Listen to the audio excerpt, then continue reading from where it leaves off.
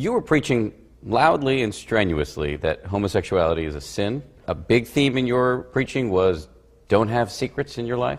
Yes. So is it fair to describe you as a hypocrite and a liar? Yes, it is.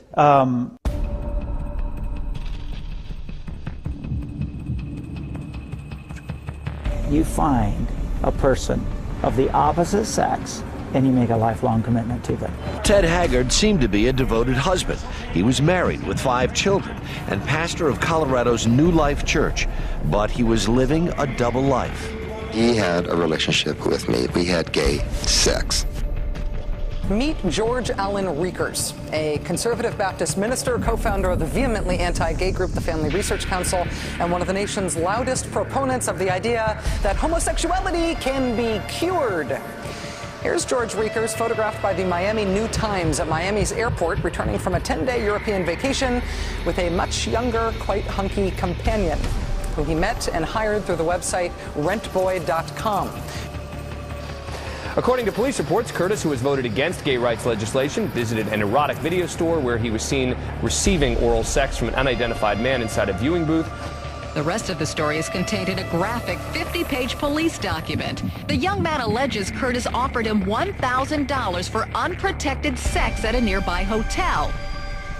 A state senator has been arrested. He's accused of driving drunk in a state-issued vehicle.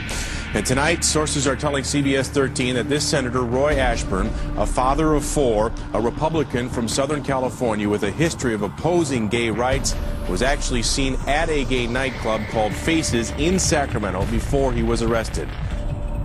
An evangelical pastor from London has been sentenced to 8 months in prison after admitting charges of indecently assaulting a boy and sexually assaulting a man. Dr. Albert Ojulele, who had a lucrative career of public speaking and TV appearances, ran the Glory House International Pentecostal Church in London. He admitted fondling one of his teenage parishioners, aged 14 or 15 at the time, and groping another pastor while they shared a hotel room.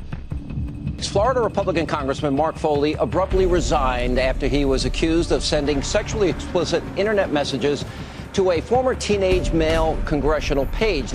To be honest, I'm a little too interested in you, so that's why I need to back off a little. Yeah, slow things down a little. I'm still young, like under 18. Don't want to do anything illegal. I'm not 18. Cool. Don't forget to measure for me.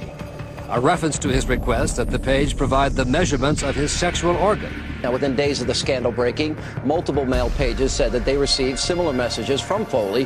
One even claimed that he had sex with the former congressman. Remember a few weeks ago when New York Congressman Christopher Lee resigned suddenly after a Craigslist scandal? It took hours, just hours, for the married Republican to step down after the website Gawker.com published a shirtless photo of him. He was allegedly looking for women on Craigslist.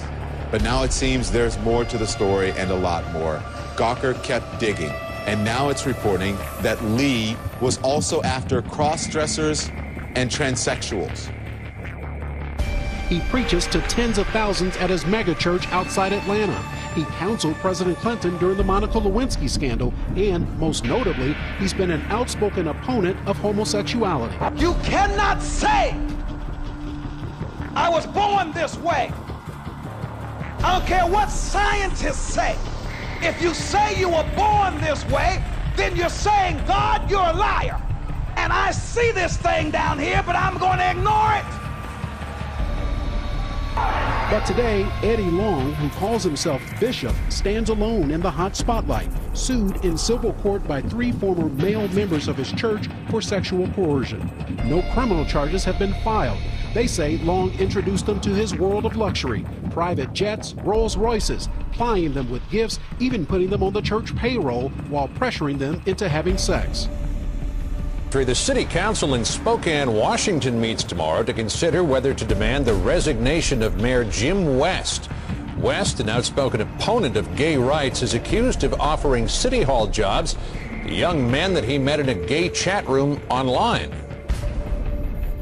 Arizona Sheriff Paul Babu, a rising star in the Republican Party, who was co-chair of Mitt Romney's campaign in Arizona and a hardliner in the fight against illegal immigration, was hit with allegations he threatened to deport his secret gay lover. That man who is going by the name Jose, to protect his identity, released photos of himself and Babu together and compromising pictures of the sheriff, including a snapshot of Babu's profile on a gay dating site.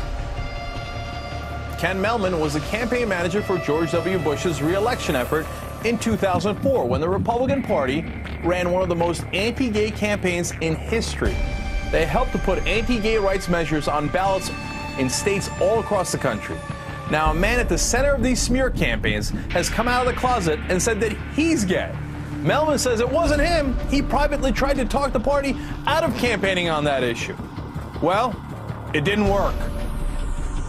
He's a three-term senator, a member of the Singing Senators. He is also known as a fierce opponent of gay marriage, and he endorsed Mitt Romney for president, citing his commitment to family values. Foremost has very strong family values. That's something I grew up with and believe in. Just 3 weeks ago, Larry Craig pleaded guilty to charges of disorderly conduct, charges that came out of an investigation into lewd behavior in a Minneapolis airport men's bathroom. According to the Capitol Hill newspaper roll call, an undercover police officer investigating complaints of sexual activity says the senator in a stall next to him tapped his foot, a signal the policeman says used by those, quote, wishing to engage in lewd conduct. And then the senator reportedly further signaled by swiping his hand under the divider. Senator Craig was arrested.